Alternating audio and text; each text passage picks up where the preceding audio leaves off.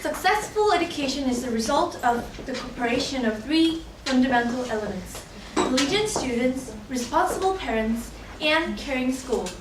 Of course, the role of the school is very important in that it provides opportunities to its students to learn. However, the educational system doesn't work if students and parents don't do their jobs. Working hard in school in taking care of their child's behaviors. In this case, school's efforts come to nothing. This leads to what we call an educational malpractice. This is what happened in our case here today. Plaintiff Mr. Moss and his mother are the ones who caused the educational malpractice. Mr. Moss, a senior at Metro Senior High School, has been enrolled in Metro City School District since kindergarten.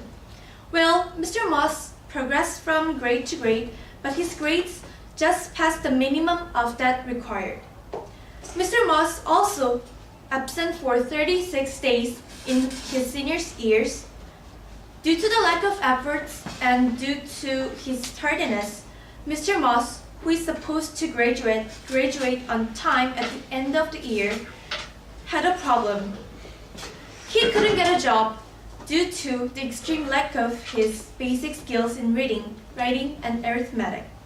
And now, lazy Mr. Moss and his irresponsible mother are accusing Metro City High School for its failure to educate its students properly and placing their responsibilities on the district for Mr. Moss' hopeless future under the name of educational malpractice.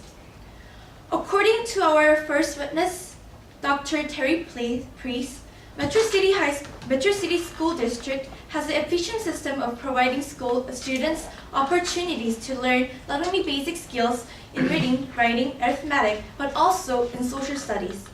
If a student has a fundamental ability to learn those basic stuffs, there's no difficulty to achieve a certain level of education.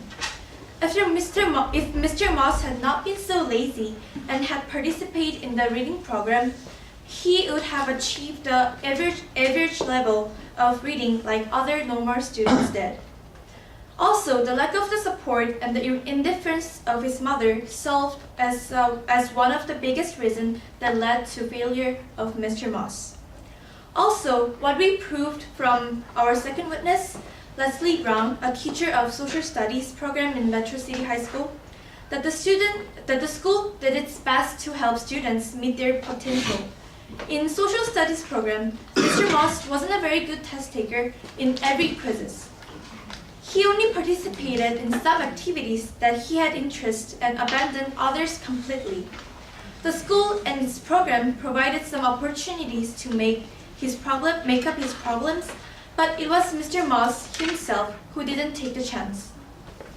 And lastly, our third witness, Alex Elor, who is the same grade with Mr. Moss and has received same conditions of education for the past years, proved that it is no surprise that Mr. Moss, who liked parties a lot and didn't always go to school, failed. Unlike Elor, who participated school programs regularly and sincerely. Your Honor, in today's trial, the plaintiff's burden was to prove beyond reasonable doubt that the school lacked the program and policy that meet the needs of individual students' side. However, they failed to remove every doubt in our minds that it was the school's fault. Actually, the defense side provided the sufficient evidence to prove the laziness of Mr. Moss and the lack of responsibility of Mr. Moss's mother. We proved that there was no educational malpractice on part of Metro City School District and denying the injunctive or monetary relief sought by the plaintiff. The plaintiffs are placing their responsibilities on others, failing to realize their misbehaviors. We urge you to find Dr. Terry Priest and Metro City School District innocent. Thank you.